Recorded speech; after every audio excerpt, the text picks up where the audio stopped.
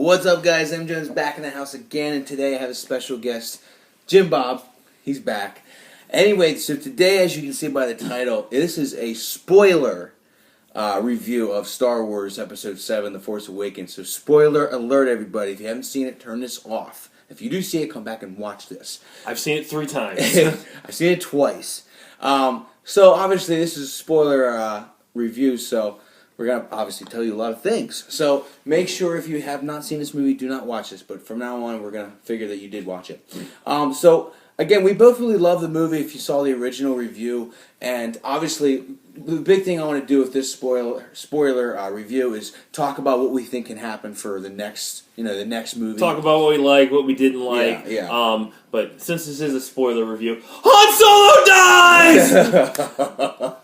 I was like, he's not dead. There's still people that are like, he's not dead. He's coming back. Dude, Star Killer base blew the fuck up. So. Right. Well, the reason why I'm wondering is because if you go to IMDb, it does say like Harrison Ford's name in episode 8. It does say his name. I did see a report that him and Max von Sydow have been re-signed to come back in the second movie, which I feel could be flashback. Yeah, that's what I was guessing, like a flashback. Yeah. So I mean, kind of like Obi-Wan kind of flashback. Yeah. Like, I mean, so he's not dead. I guess let's just quickly go through the plot, because right. if you've seen it already, you've probably watched more people who are just Star Wars heavy people. Mm-hmm. It starts off, it's very reminiscent to New Hope. They mirror a lot off of the original trilogy. The Battle of Jakku, or that was a long time ago, but it starts with the raid in Jakku where Max von Sydow's character gives the map to Luke Skywalker, Poe Dameron, which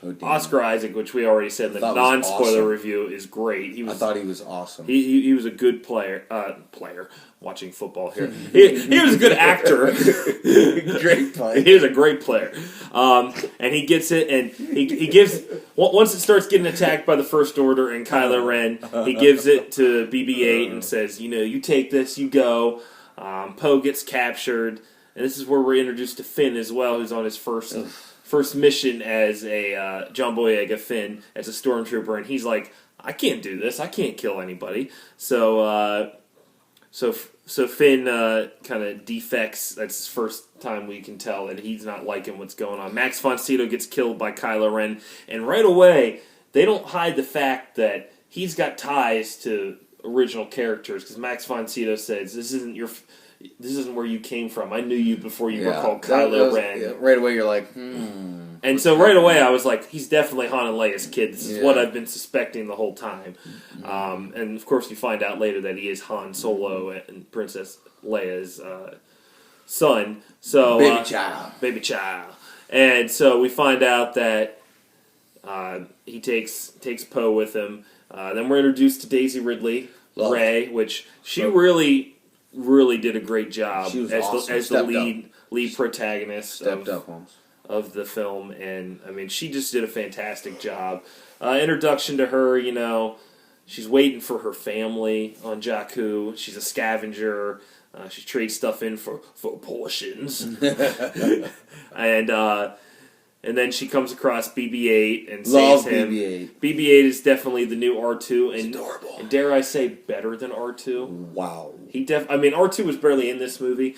Kenny Baker was chilling. Yeah, BB-8 really was fantastic. Adorable. Which, by the way, for those of you that didn't know, the voice of BB-8 is a combination of Bill Hader. Don't be a hater. And Ben Schwartz, who plays John Ralphio in Parks and Rec. So every time BB-8 made a noise, I just thought of John Ralphio talking, and it's like, technically I'm homeless. Yeah.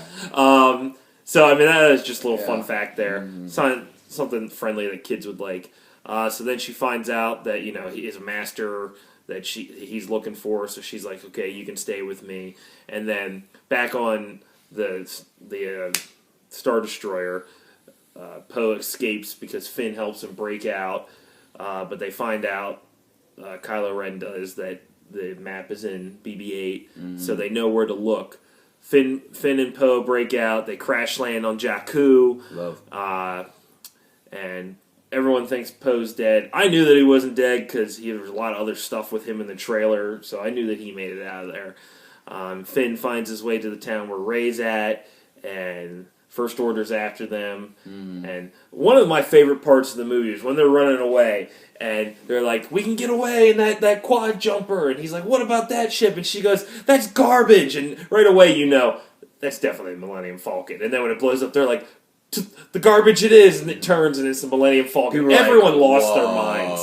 I clapped. That was probably one of my favorite moments in the movie. Like, going back to the original stuff. Yeah. I was pumped to see Chewie and Han come out. Yeah. And then, so then they get away from the TIE fighters, which, what does TIE stand for, M. Jones? Twin Ion Engine. Twin Ion Engine. I actually never even looked into that, why it was called that. He did tell me that, and I'm the big-time Star Wars fan here. So, they escape, and then a freighter takes them. They think it's the First Order, and then who hops onto the ship but Han Solo and Chewbacca? Chewie, we're home. And so then, like, you're the Han Solo. You know, they meet up with Rey and Finn. It's like, I used to be. Says he knows Luke Skywalker. He thinks he went off to go find the original Jedi Temple. And then the whole scene on the freighter, which I'll talk about, which is one of the most stupid scenes, I think, in the entire movie. It really took me out of it. I hated that whole freighter scene. They escape to get away from the bad guys who are after Han Solo. And then they go... The Raptor... God, I hate those things. These are terrifying. Yeah. And so then they go to Maz Kanata's castle because he said that she can get a clean ship for BB-8. And that's where we meet Lupita Nyong'o's character, Maz Kanata. And she pretty much just embarks some wisdom on them. And Finn says that he's a stormtrooper, he's no hero. And then Rey, she hears the lightsaber calling to her. And then we get some sort of flashback scene. It's weird. And prior to this, you see General Hux, Domhnall Gleeson, and Kylo Ren, Adam Driver talking to Supreme Leader Snoke, which, first of all, I thought, is he really 25 feet tall? This is bullshit. He's huge. He's huge. And then you find out it's a hologram. You're like, okay, that's a little better. And that's when you find out, too, that the droid is with Kylo Ren's father, Han Solo. That's what he says. Which is what I suspected, and I'm sure it blew some people's minds. Didn't really blow my mind. We kind of knew. Yeah. Well, you knew. Yeah, I knew. And then there are people for the Resistance, which are the good guys, which used to be the Rebellion, and First Order that say the droid's here. First Order gets there first. They blow the crap out of that castle, and then the Resistance comes and saves them. Kylo Ren takes Daisy Ridley Rey away, and that's when we're introduced back to Princess Leia, or General Leia. And then they devise a plan to destroy Starkiller Base when they get back there. And Finn's like, oh, I know how to do this and this, but he really just wants to save Rey because, you know, he's in love with her. But they won't end up as love interests, I'm telling you that right now. So then they go to Starkiller Base. Rey breaks out after finding out that she has force power. She kind of confronts Kylo Ren. You know, so you're afraid that you'll never be as good as Darth Vader, and Kylo Ren's all like messed up about it. And then after that, sorry, it's only been a few days since I've seen it. I don't know why I'm blanking. Finn, Chewie, and Han are on there, and Captain Phasma lowers the shields, which was bullcrap too. Yeah. If someone who's supposed to be this big tough person, if you don't lower the shields, it won't blow your head off. Okay. Okay, you're making a big mistake. Okay. Yeah. They find Rey. They're reunited with her. They get Chewie and Han go to set the explosives. Han sees Kylo Ren, his son, Ben Solo, because he shouts Ben. That's an iconic moment too. Walk out on the ledge. He tries to like save him and bring him back, and obviously that doesn't happen. And Han Solo dies, takes a lightsaber right through the chest. Right through the chest. As he's holding Ben's face, he falls down, and Han Solo's gone forever. And really, Harrison Ford, that's the way he wanted to go out. He probably has the shit to this stuff, but I mean, but why though? He's a legend because of it. He made his career. He wanted Han Solo to die, and that was a badass way to die, I think. Very badass. And then Kylo Ren goes after Finn and Rey, and with an awesome lightsaber fight. Great lightsaber fight. Kylo Ren's injured because that insane crossbow blaster that Chewie has. He nails him right in the side, and he's pounding himself, which I thought was pretty badass. Finn holds holds his own for like 30 seconds, and then pretty much just has his spine split in half. I thought he was dead. Yeah, I mean, he could be like... He could be like paralyzed. That's what I'm thinking. I mean, he's definitely alive. He'll be like what's the guy from Marvel, X-Men, the Doctor... Dr. X. Professor X. Professor X. Yeah. He's bald as shit. And then, you know, he's going for the lightsaber, and then it goes right to Rey, which was really badass. We're like, whoa. She has this defensive fight with him, and then she realizes, the Force, and she uses the Force, and of course she doesn't finish Kylo Ren, because, you know, that makes too much sense. Yeah. And then the ground splits apart.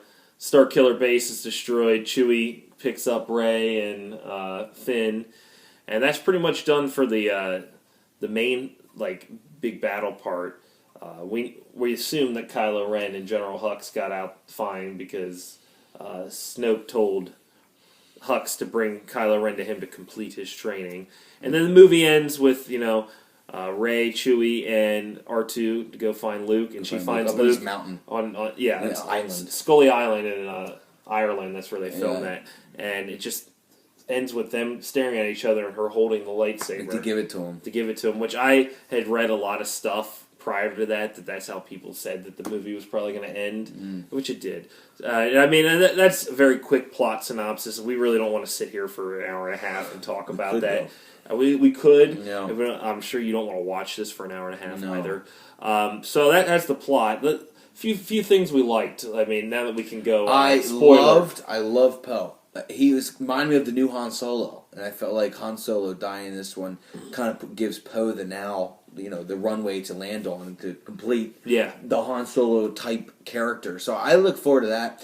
I was not expecting Oscar Isaac to be the way he was, because I've seen him in a lot of movies before, and I always thought he was okay, but I never, but I loved him in this. I thought he was really good. Yeah.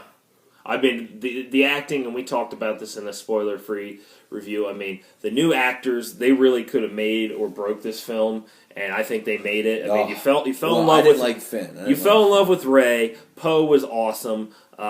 Finn, I mean, John Boyega, he really was into his character. You could tell that. That may have been the tone that they told him to go for. But, I mean, even at one point when he's like, yeah, Phasma, I'm in charge now. Han Solo's like, bring it down, kid. Which I think that was unscripted. I mean, that was definitely, like, the overall feeling for John Boyega. But, I mean, he did a great job. I mean... Finn's acting reminded me of a dude that just got laid for the first time. It's like, dude, calm down. Yeah, all right! Calm down. Everything's going to be fine. Everything's fine. The old actors, I mean, Harrison Ford's Han Solo, it wasn't just Han Solo. It wasn't just Harrison Ford playing someone. It was Han Solo back on screen. His back and forth with Chewbacca was hilarious. Like they're on Starkiller Base and it's snowing and Chewbacca goes, "Oh," he goes, "Oh, you're cold." Like you have fur. Like. And then he was just like, I guess I'll just talk my way out of it. And Chewie's like, he goes, yes, I do. I always do. And like, it was Han Solo again. Yeah. I mean, didn't get to see Luke say anything. Carrie Fisher was not the best acting-wise. I mean, you can tell that she hasn't had an acting gig in a while. She enjoyed that paycheck, though. She did, and I mean, she enjoyed coming back for it. I mean... the acting overall was a positive about it. Thing I did not like... Oh, I loved Adam Driver, too, as Kylo Ren. He's really good. What I like about Kylo Ren, too, is that Adam Driver is very plain looking. He's not like it's not like Chris Hemsworth is friggin' Kylo Ren. Like, someone that good looking is not that pissed off. Yeah. So I liked how, like, just a normal looking guy like Adam Driver, like, he was just kind of very just homely, just like, I hate everything. It made sense. Like, he looked like he would be miserable. Yeah. So I like that. They didn't pull any shit. Some things I didn't like, that whole freighter scene on Han Solo's freighter and the Raptors. Yeah. I mean, they were very freaky. They were very CGI heavy, and I mean, I could tell I was really taken out of the movie, and that whole scene and whatever, like, it just didn't look like Star Wars. It felt like an Alien versus Predator movie or something. Alien. I agree with you. And it just didn't look like a Star Wars. Yeah, set. no, I agree with you. 100%. I could have done without that whole freighter scene. I mean, let's get on the Millennium Falcon and go. Yeah, Like, I agree with you. It's like tell that to Kenja Club. Yeah, like it was stupid. So I could have gone without that. I'm going to fast forward that when I get by the movie. Yeah, it's just like it's uncomfortable. And it doesn't make any difference in the movie. Yeah, when Finn and Rey were hiding, that made it a little suspenseful. Then the scene kind of just sucked. I didn't like it. Yeah, I agree with you there. A lot of people didn't like how fast it moved, how they couldn't develop. I'm not gonna put anything towards that. Like with the whole Kylo Ren, Ben Solo killing his father Han, like that was their first interaction in the entire movie. Like even if it would have been,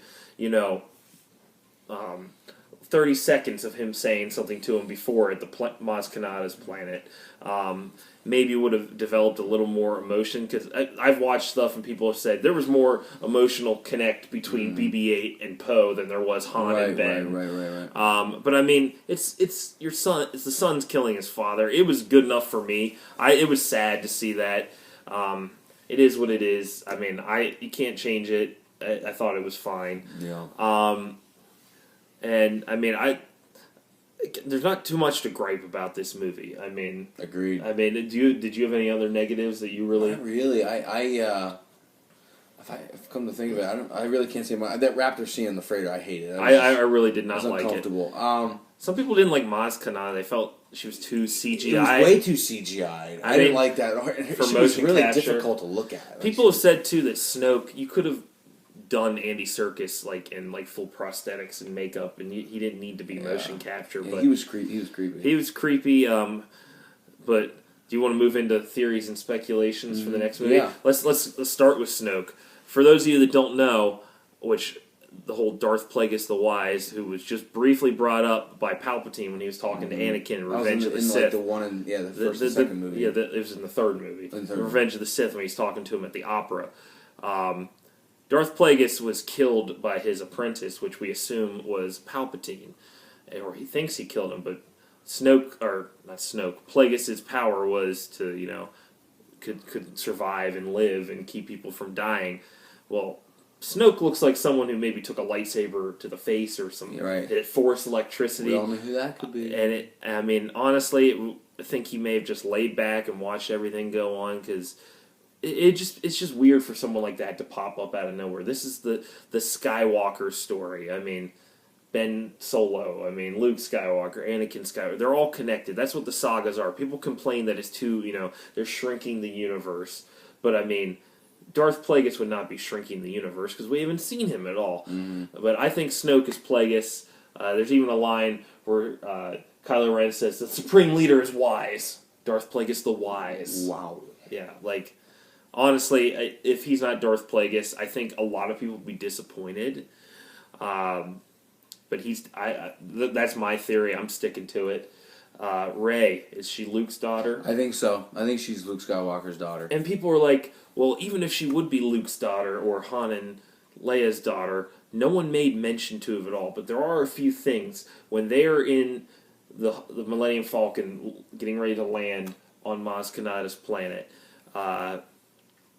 Rey says, "I never knew there was this much green in the universe," and Han Solo just gives her this look, like I feel bad because I knew that you were put away, hidden, and you never got to experience this in your life. And also, after Rey gets up to walk over to Finn when they're in the castle, Maz Kanata goes to Han Solo. So, who's the girl? And then it cuts. Like Han knows who she is. And I think Leia knows who she is, too, when she hugs her at the end. Like, we don't need to see all that. Right. But, I think she's Luke's daughter. But who's the mother? That's a good question. That's what I'm trying to think. Because it has to be Luke's. It has to be Luke's daughter. But my question is, who would the mom be? I mean, there's never been anything said about that. No. That'll probably come up next movie. I mean, we'll probably find out more in the next movie, 8, Episode 8, because Luke's going to have a bigger role. It's kind of a shame that Luke never got to interact with Carrie Fisher or Harrison Ford, so we could see the original trio. There's rumors of Lando coming back. It's a shame that Lando and Harrison Ford won't be able to interact anymore. Mm-hmm. But I think we're going to find out more in the next movie, too, about when Ben Solo turned to Kylo Ren and started the Knights of Ren, and Snoke took him and flipped him over. Something must have happened. Something must have happened. So, I mean, if it's gonna keep mirroring the original trilogy, we're gonna have more of a darker movie, like Empire Strikes Back. It's gonna be like the Rise of Snoke okay. or so, the Rise of the First Order. I don't know. I mean, which is good. Rian Johnson, the director, he's known for very dark stuff. So I mean, JJ is going to help, but I wish he was He's- a director still. I mean, I saw a report that Greg Grunberg, who was one of the fighter pilots, who's J.J. Abrams' friend, J.J. Abrams has told him he regrets not like directing the next movie. Wow. Like, because he did a great job with it. Now that he knows that people accepted this and was like, he did a great job with it. He did amazing. He's like, well, damn, I could probably do a great job with the rest of it. Yeah. I mean, so the next movie, it's going to have a dark tone. I mean, we'll find out more about Kylo Ren, Ben Solo. We'll find out more about Rey. Luke, we're going to find out how everything turned and went bad for him. Could it go so dark where it could ever go rated R? No way. No, never. No. Especially because it's Disney. And George Lucas would kill. It won't ever get any higher than a PG-13. That's true. Yeah, that's true. It's Disney. I'm sorry. It's Disney. No, They'll that never was a go dumb R. question. They would lose a lot of like their youth ticket sales too. They would never do that. Because, yes, it was PG-13, but it wasn't bad enough that you couldn't take an 8-year-old to the movie, that I would feel bad as a parent saying, I don't want you to see this is too violent. Like, it's Star Wars. It's sci-fi violence. It'll never, It's not like someone taking out a knife and, like, stabbing someone in the throat or something. It's legit. I mean, I love the humor in the movie. It was back to original, like New Hope when...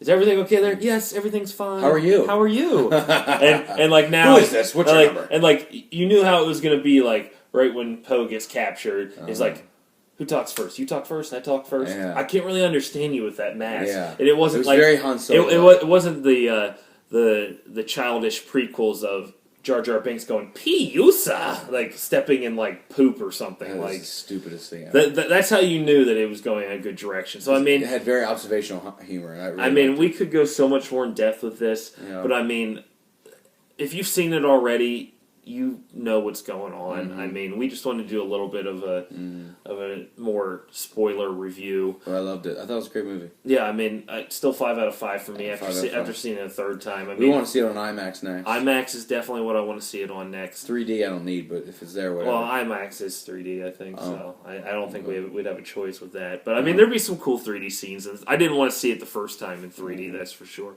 But Star Wars, great. We only have to wait a year and a half for Episode 8, May 2017. And then we get Rogue One, actually, next December 2016, which is going to be the story of stealing the Death Star plans. So, I mean, it's going to be the first film that's not in the saga. So people are kind of shaky with that, but, I mean, it looks awesome. Felicity Jones is the main lead in that from Theory of Everything. So, I mean, she's kind of a big name right now. And so we'll have Episode 8, which is... I feel like will be like Rise of the First Order or Snoke's Revenge or something. I don't know. Force Awakens. Bitches are dead. People hated the whole Force Awakens at first when it came out, the title name, but I like the name. It awoke because it really awoke in Rey. Right. One more question I have for you is: can Kylo Ren be redeemed? Because the original trilogy was pretty much a redemption story of Darth Vader. And we didn't really see Darth Vader make the too fact many... that he didn't get killed off, I think, yeah. I mean, he's definitely alive still. People who say, well, if he didn't die on screen, he's not dead. Huck's got him, he's fine. Phasma may be alive, too. I'm not sure. But Kylo Ren, is he redeemable? I mean, he killed Han Solo. I don't think so. I mean, like, that was the only thing that was keeping him from...